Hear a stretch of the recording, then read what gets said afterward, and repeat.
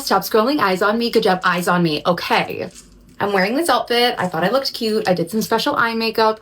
I feel pretty today, right? So I went to go take some photos of myself, videos of myself, and I realized I look just like Aunt Cass from Big Hero 6. You know, the like picture where she's like,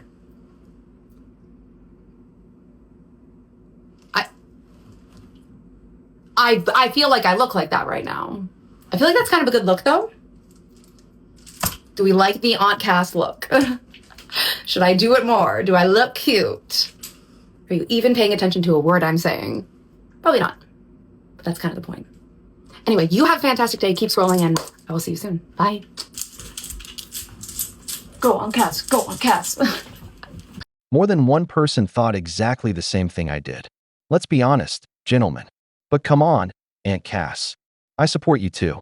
Today, we're looking at women in their 30s who regret wasting their best years staying single. Before we get started, give us a like, subscribe to the channel, and turn on notifications. That's what keeps us going. Let's get started.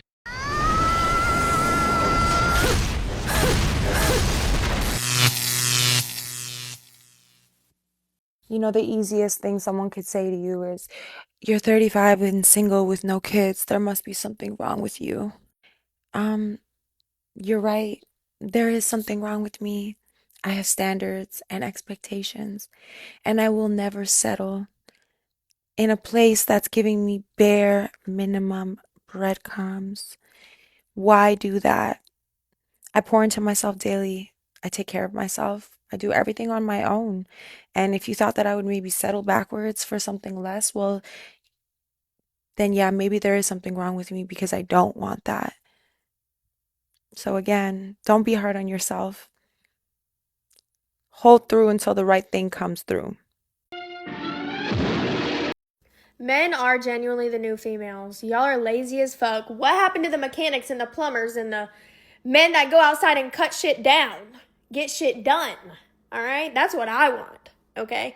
That is what I want. I don't want a man that's sitting there on the couch all day playing video games, doing freaking nothing.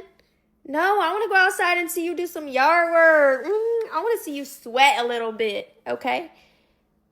And now these men are like, I'm only in bed all day and I'm not going to do nothing. And I'm actually going to, like, not work a job. You can work a job, bitch. Ugh. Come on. Where's the masculinity? Bring that shit back. Like, that is so to me. No girl wants a man that just doesn't do anything. We want providers. We want masculine men that go sweat and go work and have calluses on their hands, okay? That's what we want. At least me. That's what I want. Women need to stop relying on a man for literally everything in life. A car, a house, food on the table, a couch, a bed. And then when y'all break up, you're like, oh my God, I have nothing. He took everything. He didn't take nothing. He just said, get out, bitch. This is all my shit. Bye. Toodaloo. And then you're over here like, why don't I have any? No one feels sorry for you. You dumb as hell. Why the heck are you relying on a man? I don't understand. Maybe I'm the only one that grew up with this mindset, but do not rely on anybody for anything because at the end of the day, you only have yourself, okay? You only have yourself to rely on. So go get your own bag, bitch. Quit relying on a man. Please. Unless it's your husband and y'all been together for like 30 plus years, then it's okay. But like, boyfriend, girlfriend, no. No.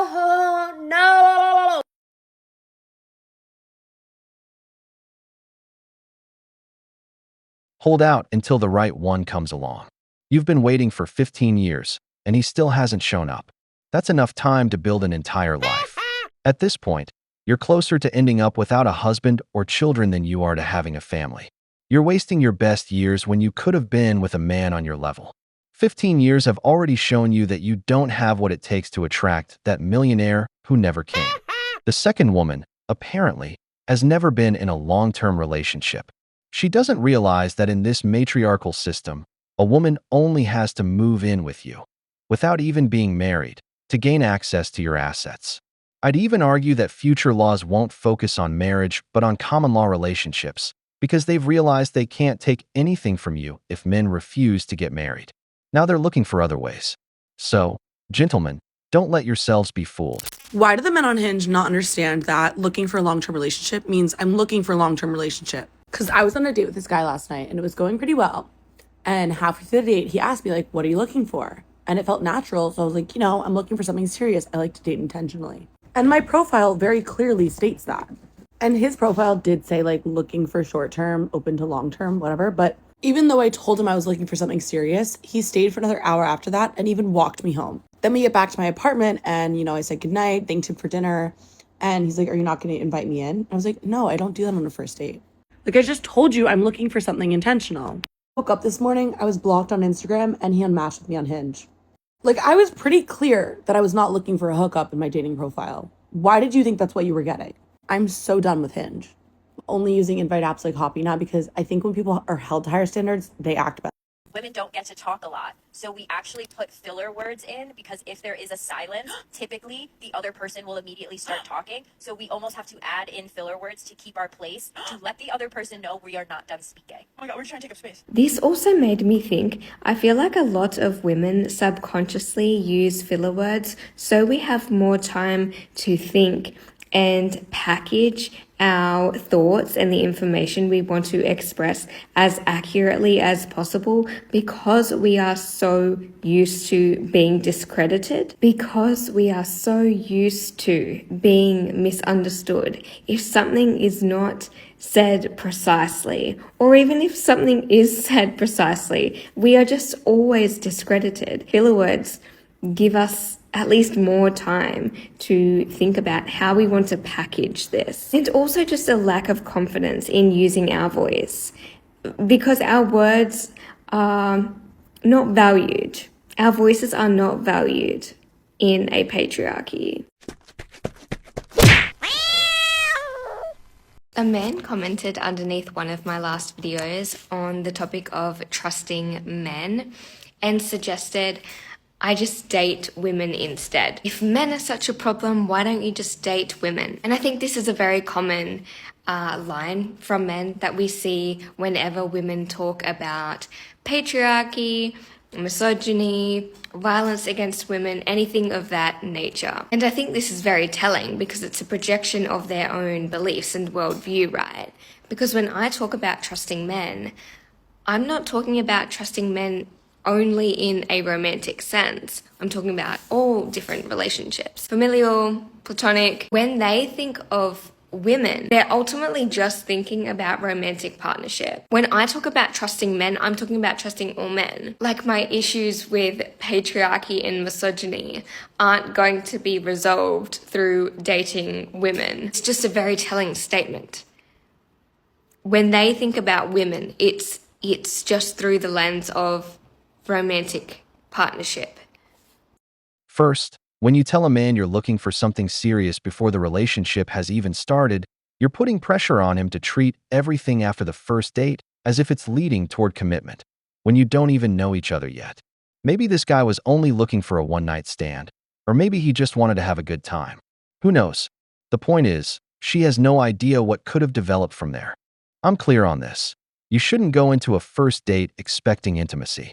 That's not how it works. But it also doesn't work when I'm being handed conditions before we've even gotten to know each other. The other woman is a single feminist in her 30s. She's in the denial stage. Women. There needs to be a study done on how detrimental dating apps are for men specifically by giving them the illusion of infinite choice. And that harms everybody because women are the ones who choose. Evolutionarily, women are the ones who pick their partners. Women are the ones in heterosexual relationships who choose who they reproduce with. But when men approach dating and relationships like they're playing a slot machine at the casino, just one more pull, just one more date, just one more woman, then I'm going to win the jackpot, then I'm going to find the one. No, that's not how it works. All women are the jackpot. The woman is the prize when she picks you. That's how you win. When she picks you, when she chooses you, when she loves you, that's when you win. You don't get to choose. As men, you are not the ones choosing. That's why when you get on your dating app and you have 3 likes and we have hundreds of likes, We're the ones choosing. That's how this works. You just have to be a good enough man that's worth being chosen. That's the best you can hope for. And when somebody picks you, when someone chooses you, you hold on to that and you cherish that and you keep that for the rest of your life. Because what ends up happening is men's wives will get diagnosed with breast cancer and they leave them at alarming rates because they have the illusion of infinite choice. They think that they are the prize. And I say this with love and respect and admiration and appreciation for men. You're not the prize. That's why you have 3 likes and I have 200. I am the prize. I am the one people are fighting over. You just have to be good enough, worth being chosen, and loved by a good woman. Otherwise, you're going to be alone and lonely and at 45. Your choice. No, God! No, God, please, no! No! No! No! When a product goes on sale, demand always goes up. That's just reality. You'll attract more attention, but remember this: a high-value man with a stable life has more leverage than you do. Having a lot of options doesn't mean all of them want something serious with you. I'd even say that out of 10 men pursuing you, maybe only 2 would actually want to make you their wife.